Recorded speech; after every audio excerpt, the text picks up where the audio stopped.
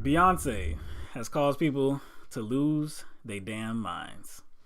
Everybody by now is probably very well aware of her now infamous Super Bowl performance, where she performed her new song "Formation," where it's highlighting the oppression that black people are still facing today in terms of police brutality.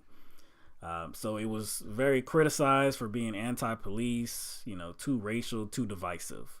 It's caused a tremendous controversy. It was also looked at as being pro-Black Panthers, and Black Panthers are still today looked at as a very divisive group. Some people call them terrorists, stuff like that. But her performance wasn't really a shout out to the Black Panthers. Instead, it was a shout out to what the Black Panthers stood for. That message is still resonating today. Black people want to stop being abused, mistreated, shot, and killed. Stop being a subject to police brutality. So that's what her message was about. Nevertheless, people, like I said, are losing their minds. You got people, on social media even talking about boycotting Red Lobster. As if Red Lobster has anything to do with Beyonce's Lobster, lyrics. Right. Because in the lyrics of the song, she talked about how, after her man gives it to her good, she gonna take him to Red Lobster. What does that have to do with anything? Nothing at all. But nevertheless, people are talking about, well, if Red Lobster's supporting this crap, this is my last meal there. Just ridiculous type stuff. One person who has lost their mind as well is Tomi Lahren. Now, she's the host of her own show on the Blaze Network, which is Glenn Beck's network. And she made some comments. What'd she say on the comments, man? To paraphrase some of what she said, she disagreed that Beyonce was promoting a terrorist organization. She said that it was a big middle finger to white people. Yeah. Also, yeah. She also said that it was promoting division. Right. And she said something to the effect of not letting America heal or something like that. Like, we need to stop ripping off the wounds, historical band-aids. And then she kind of brought up Al Sharpton and Obama, and just she went off the rails. It went way beyond. I guess it went way beyond the scope of Beyonce. So yeah. So Charlemagne the God, he's a radio host. His radio program is The Breakfast Club. He deemed her donkey of the day. In other words, ass of the day, idiot of the day, because of her comments. So she invited him to, talk about this issue. What I'm saying is, if I were to have a Super Bowl performance that was saluting the KKK, I would never do that. I think that that's wrong. And I'm never saying that it is okay. I'm not saying police brutality is okay. What I'm saying is, on a day where you're supposed to unite the country, where white fans and black fans join together, and you have a Super Bowl performance that basically gives a metaphorical middle finger to half the audience, saying that it's us against them, and you salute Malcolm X, you salute the Black Panthers. That is a group that has roots in violence, and I'm not okay with that at the Super Bowl. So you heard what she was saying. She was talking about a metaphorical middle finger to half the audience.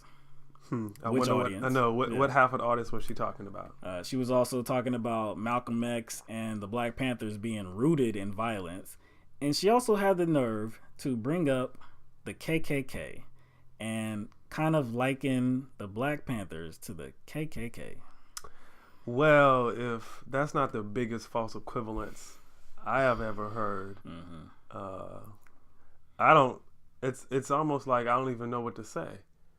I mean, how many people, white people, did the Black Panthers hang and burn to death, right, and cut body parts off of? Did the Black Panthers print papers advertising lynchings of white people? I want to see those. Did they go out and antagonize white citizens on a daily basis? Did they burn down any white churches? So what did the Black Panthers do, man? Well, they had a a breakfast program that actually the U.S. government adopted, but they also protected kids as they walked to school. They fought against police brutality actively, because obviously the police at that time were terrorizing black people to no end. The Black Panthers were a reactionary group. Okay, they reacted to the situation. People were being oppressed, people were being abused and mistreated, and they reacted to that situation and said, look, we're going to stand up for our human rights and say enough of this nonsense. If we have to get violent to combat this oppression, that's exactly what we're gonna do. That's not very rooted. different. That's different. That's not rooted than the in KKK. violence. Yeah, that's much different. That's the much KKK different. is over here talking about, well, we're gonna keep oppressing you. We want to Yeah. kill you and push you down, and you're not as important as white people. Black Panthers were the Black Panthers antithesis. said, yes, we are. They were the antithesis to the KKK. Exactly. It's not even They were in the not same just the arena. KKK. They were the antithesis to the overarching American system. Right. The U.S., the United States system. So it wasn't, I don't want to, keep comparing them to the KKK as if they were a direct consequence of that. They were a direct consequence of the United States system of oppression. Exactly. But since Tommy decided to compare them to the KKK, I think that's why we're dealing with it the way we are. So Tommy started talking about the Black Lives Matter movement after that. The Black Lives Matter movement went from something with great intentions that were meant to bring about a political message, and then it turned ugly. The movement has changed. It has become something that has been a method of intimidation, and it's led to depolicing. To disparage the Black Lives Matter movement as being ugly now, the whole movement changed because of the actions of a few. She was talking about, how a few were recorded saying, pigs in a blanket, fry them like bacon. That was like a year ago. Yeah, whatever they were saying, okay?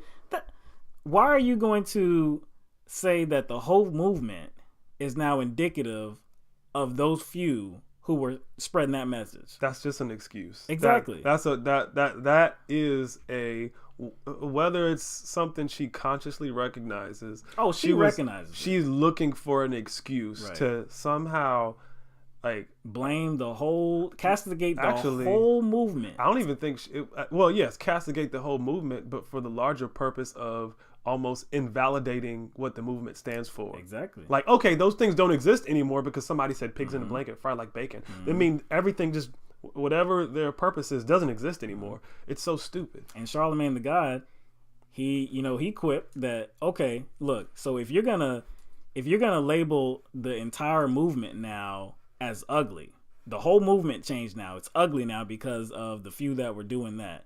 What does that say about the whole police force? Because there's only, if you really look at the numbers, there's only a few that are killing unarmed people and that are brutalizing people. So does that condemn the whole police force?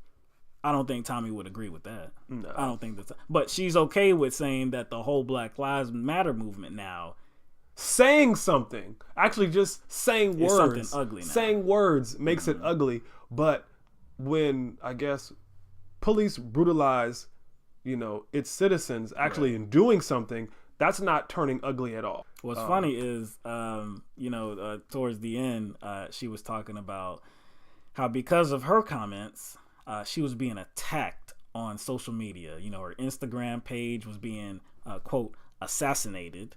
Her life was being threatened. Her family's lives were being threatened.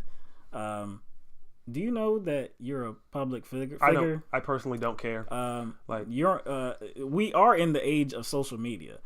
You can't dictate the reaction to your stupid comments. Yes, I was like, again, she has like this entitled attitude. Exactly. Like, I should be able to use these airwaves. She was very offended that she was being attacked for what she said. What she said. How dare they respond to me?